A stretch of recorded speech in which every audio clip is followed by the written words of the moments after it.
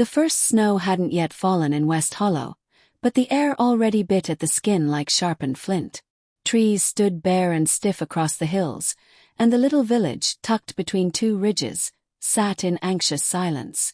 War had a way of silencing even the most vibrant places. Children no longer played near the fields, and men no longer gathered around the smithy to swap stories or trade. They were either gone, drafted, dead, or disappeared, or haunted by fear of what might come next. At the heart of West Hollow, living in a cottage shaded by a crooked elm, was a girl no one truly noticed unless they needed something small done. Her name was Eliza Wren, barely 17, with a slight frame and brown eyes that didn't seem to fight back when people looked at her like she was in the way. Her dark hair was always tied back tight, and her hands were always busy, carrying firewood, plucking herbs, mending baskets. Quiet, obedient, and unimportant, they said. Too small to be of much use. Eliza had heard those words her whole life, from neighbors, from merchants in town, even from the preacher once, when she'd offered to help reinforce the chapel roof. They let her scrub, patch, sew, but nothing more. It didn't sting anymore. She had long since stopped hoping they'd see her differently. Instead, she listened, and waited, and prepared.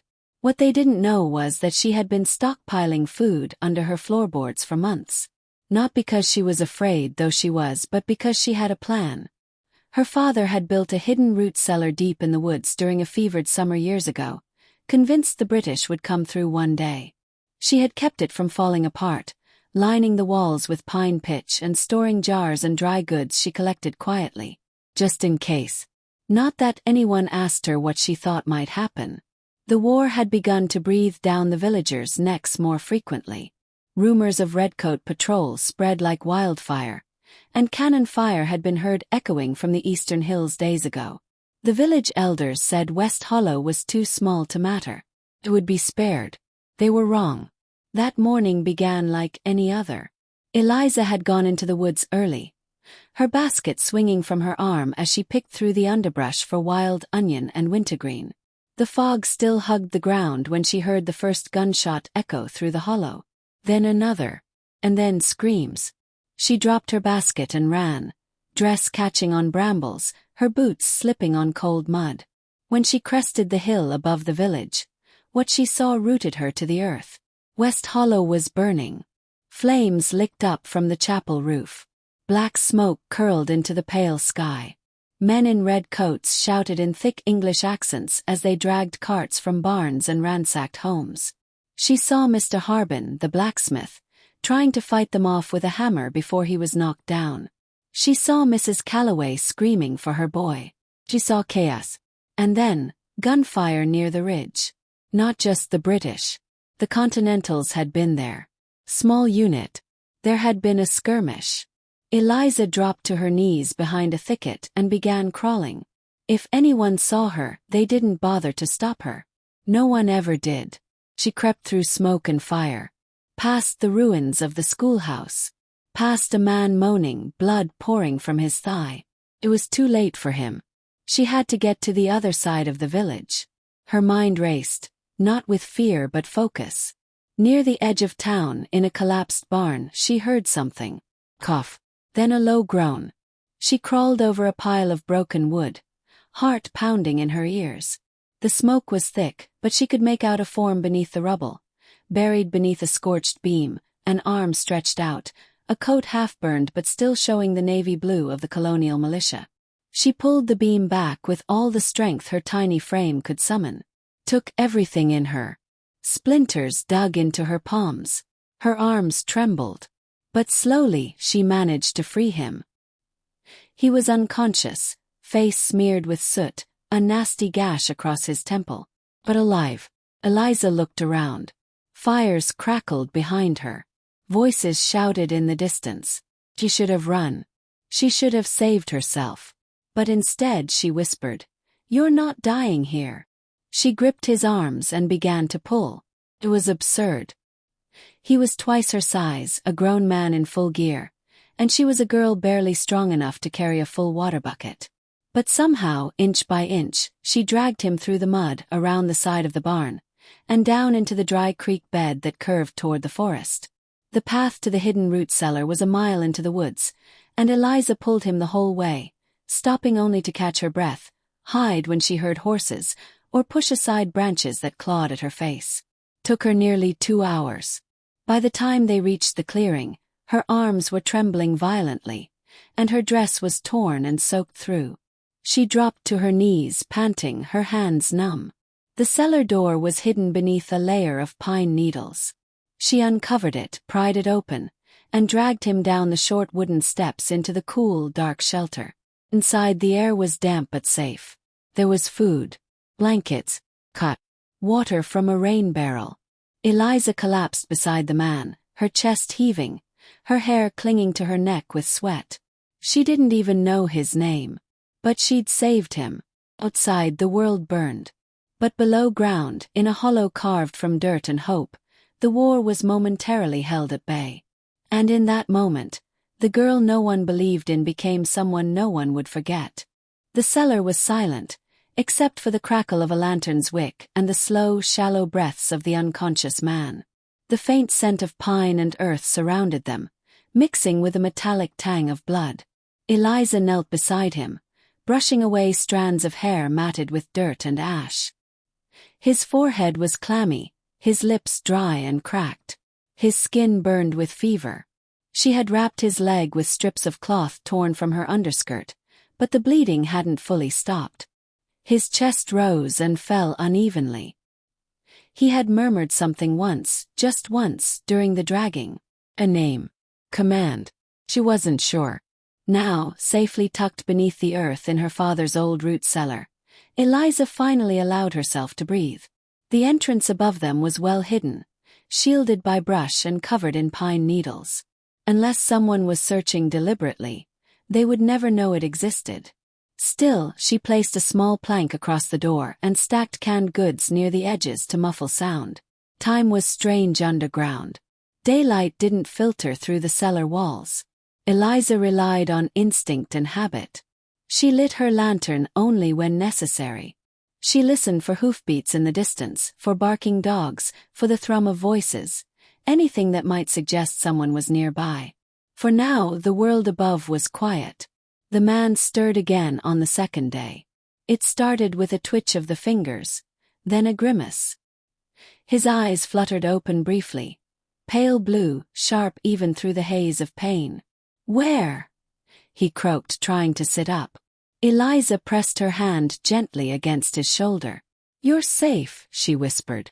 "But you need to stay still." He blinked at her, brows furrowing. His voice rasped. "The battle. You were found near the chapel. The British burned the village. You were the only one alive in the rubble." His jaw tightened as he took in his surroundings. "Who are you?" "My name is Eliza Wren," she said simply. "I dragged you here. This is my father's old hideout.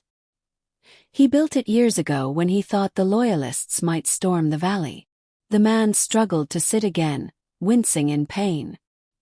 His hand clutched his side, where bruises darkened his ribs beneath the bandages she'd applied. "You should have left me." Eliza didn't flinch. That wasn't an option. He looked at her, really looked, and for the first time something in his eyes softened.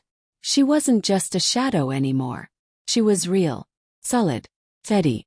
A girl with scraped hands, a torn dress, and a quiet strength most men never noticed until it was the only thing keeping them alive. He exhaled sharply. "Colonel Nathaniel Harland. Continental Army." Eliza nodded. "I figured you were high-ranking. I had orders to hold the ridge near West Hollow with my company," he said, his voice strained. "We were overrun. Traps failed. Someone leaked our position. I didn't expect to make it out alive." "You nearly didn't," she replied. She stood, retrieving a tin bowl and spoon from the corner of the room. "I boiled some broth with herbs. It's not much, but it should help." He took it with a nod, his hands trembling slightly. "Why did you save me?" Eliza sat down across from him, legs folded beneath her. "Because you were breathing. And because I could." Colonel Harland sipped slowly, his eyes never leaving her.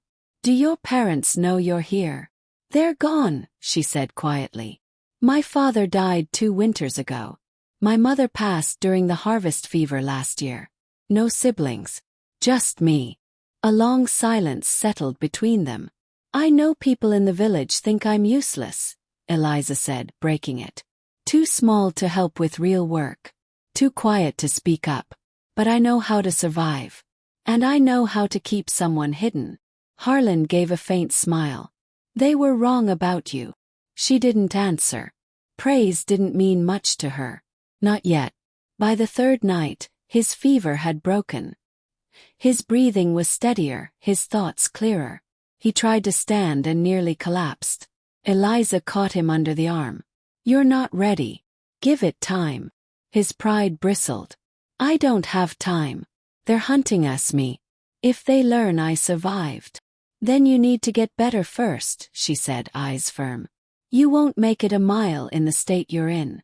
Let me help. Every day, she brought more water from the stream, hidden by the underbrush. She cleaned his wounds and changed the bandages. She used pine sap to seal cuts and chewed willow bark to ease his pain. Everything her mother had taught her when medicine was scarce. She rationed food carefully, giving him the better share, and barely slept. And each day he asked her questions. Why didn't you run when the battle started? What made you risk your life for a stranger? How did you learn to move through the woods so quietly? First, Eliza gave short answers. Then she began to tell him about her father's teachings, the way he'd shown her to track deer silently, how to identify safe plants from poisonous ones, how to set a snare without disturbing the ground. She talked about her mother's hands, always busy with stitching or tinctures. She told him about the way the village had always seen her as decoration rather than use. I was tired of being invisible, she confessed one night, voice barely louder than a whisper. When I saw you in the ruins, something in me said, this is your moment. Harlan was quiet, his gaze steady. You could have walked away. He shrugged. Maybe.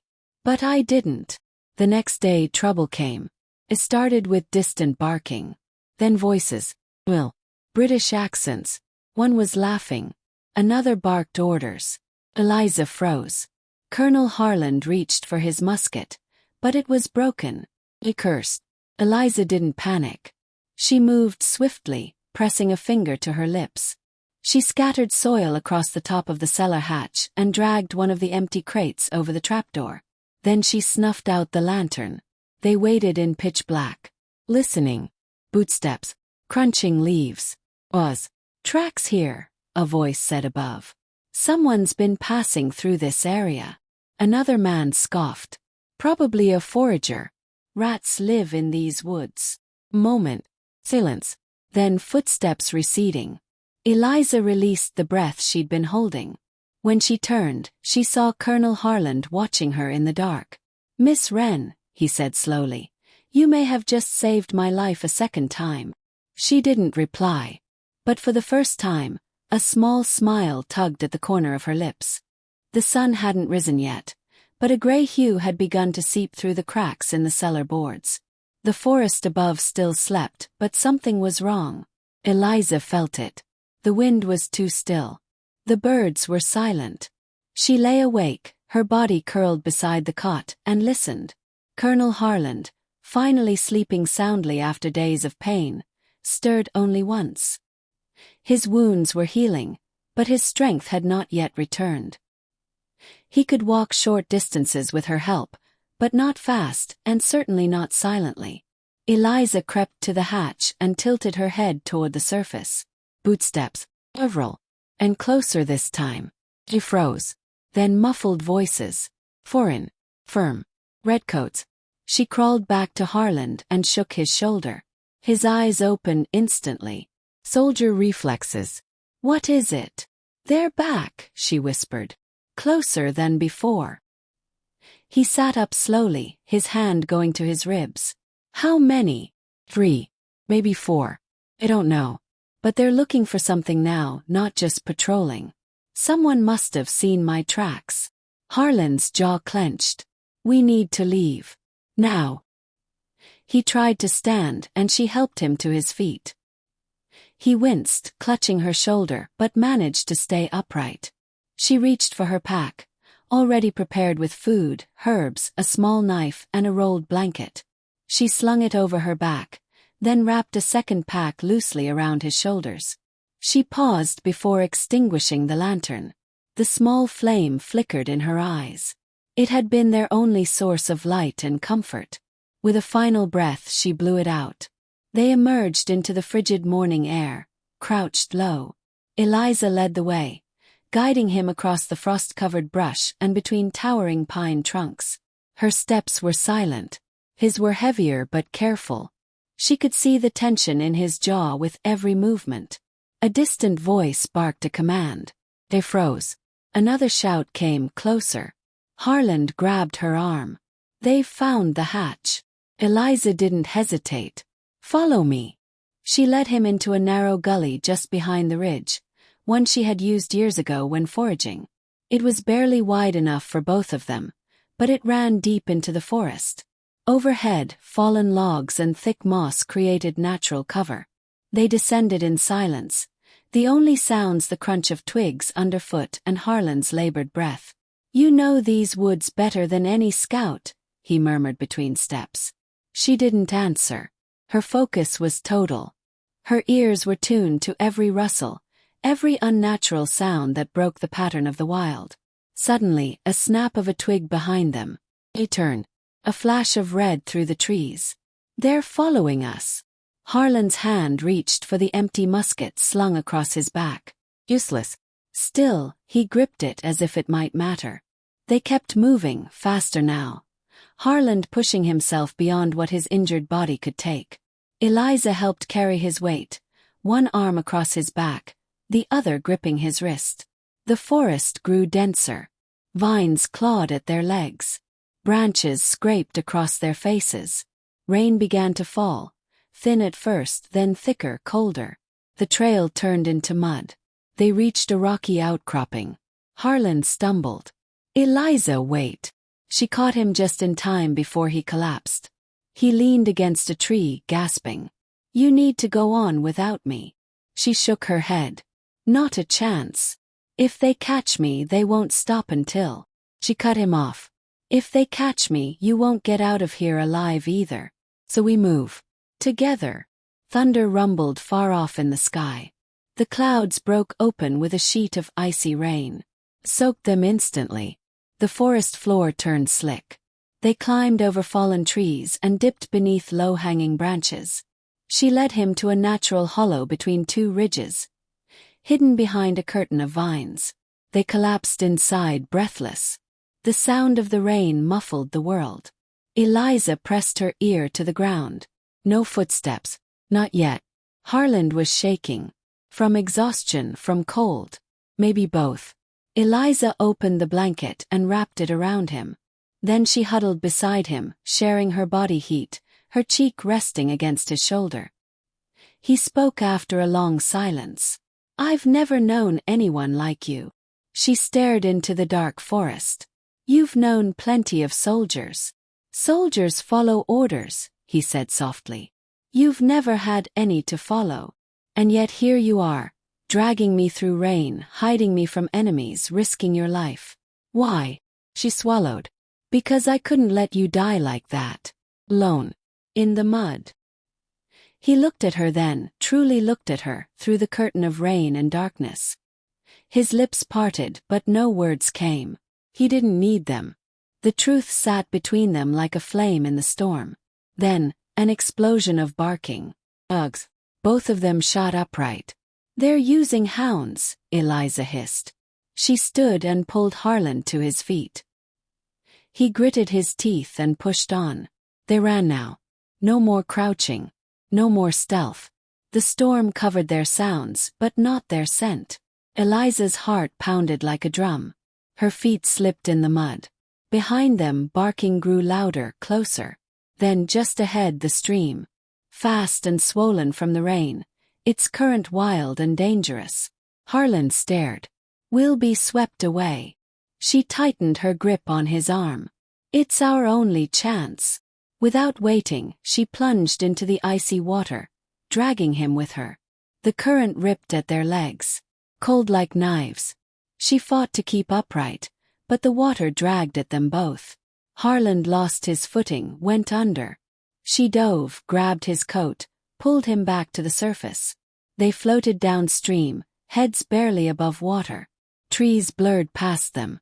Muddy water filled their mouths. Then, a branch low over the river. Eliza grabbed it. She swung them toward the shore, teeth clenched. They hit the bank hard, gasping. She crawled up first, then helped Harland. The barking had vanished. The water had masked their trail. They lay on the riverbank, soaked, bruised, but alive.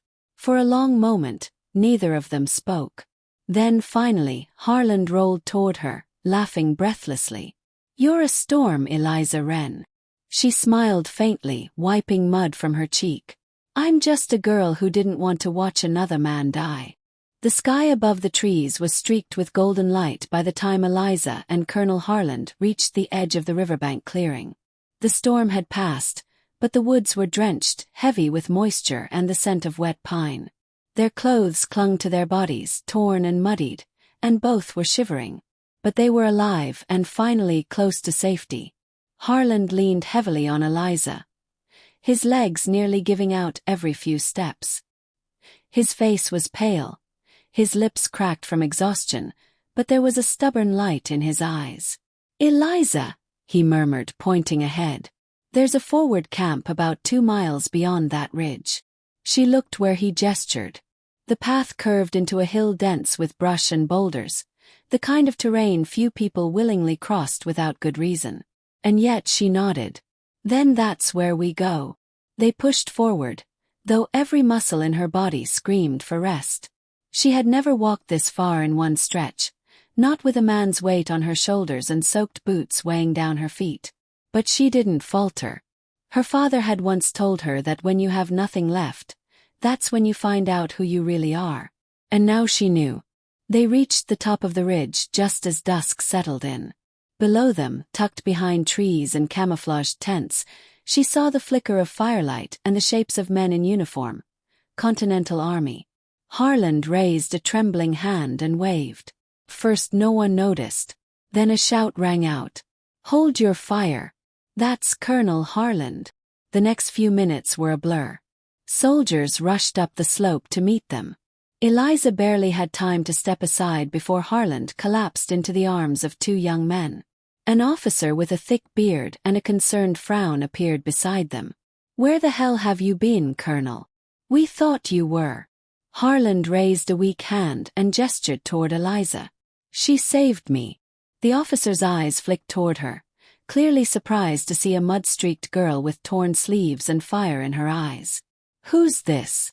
"Eliza Wren," Harland said. "She dragged me from a burning village, kept me hidden, then led me across enemy lines with half a regiment on our tail.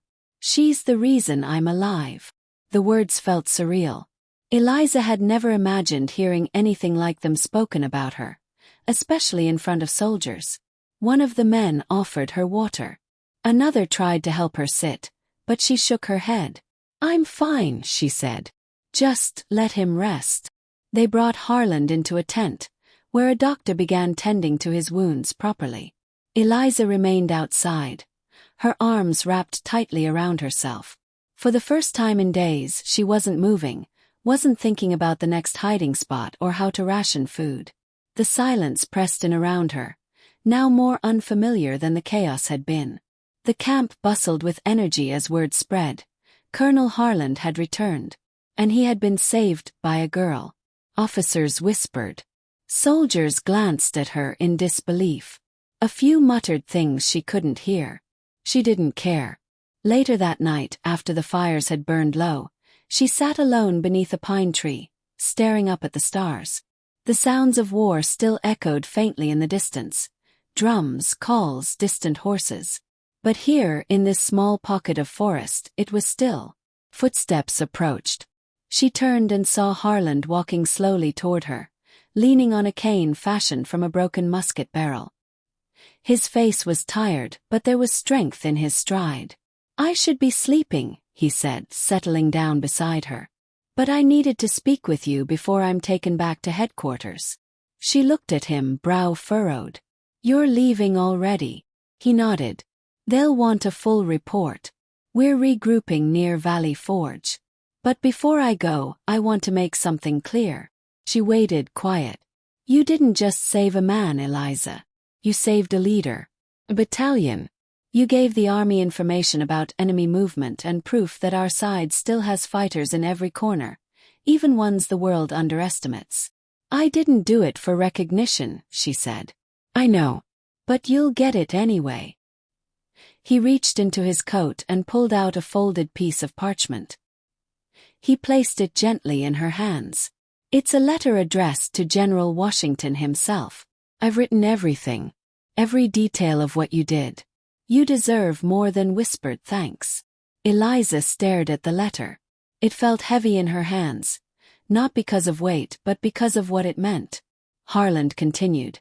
There will come a time when girls like you won't have to prove their worth just to be seen. But until then we need stories like yours. To remind people that bravery comes in every size. A lump formed in her throat. She didn't speak. He stood slowly. You're welcome to stay with the army if you choose. Or return home. Whatever you decide. You're no longer the girl the village ignored. Eliza looked up at him. I never was. He smiled. Then it's time the world found out. Days later, Eliza walked back into West Hollow. It was quiet and scarred. The chapel was nothing but charred beams. The blacksmith's forge lay in ruins. Ash clung to the wind like a memory that refused to fade. People emerged from hiding as she passed. Those who had fled to nearby farms or caves, now returning to rebuild. They stared at her, some in disbelief, others with guilt, few with awe. One old woman whispered, "Is that Eliza Wren?" A child ran up to her. "Is it true? Did you fight the British?" Eliza knelt beside him. "No," she said softly. "But I didn't let them win either." The next morning, a rider arrived with a sealed message. It was from headquarters. The note, signed in firm script, confirmed the account. Miss Eliza Wren had demonstrated acts of valor and selflessness beyond expectation. She is to be honored for her contribution to the Continental cause. By sunset, the townspeople had gathered. For the first time, they didn't ask her to stand behind or stay silent. They asked her to speak. Eliza stepped forward, standing tall before the people who had once mocked her for being too small. Her voice was clear, steady. "I didn't save him because I'm strong," she said. "I saved him because no one else would. You don't need to be big to matter. You just need to care enough to act." Silence followed. Then applause. Slow at first, then rising, until the entire hollow rang with it. That night, they rebuilt the chapel's first beam, and Eliza Wren held the hammer. From that day on, her name was spoken with respect.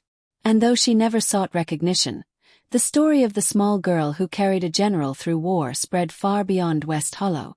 Because history never forgets the ones who stand when no one expects them to.